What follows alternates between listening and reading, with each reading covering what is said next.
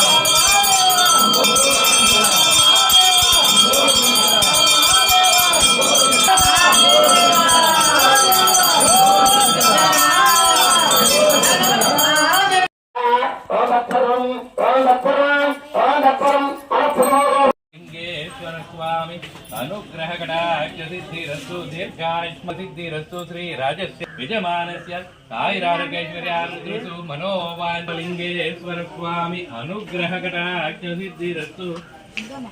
दीर्घायुष्मान् भव सङ्कल्पसिद्धिरस्तु यजमानस्य आयुरारोग्यैश्वर्याभिवृद्धिषु मनोवाञ्छिता फलसिद्धिरस्तु इष्टकाम्य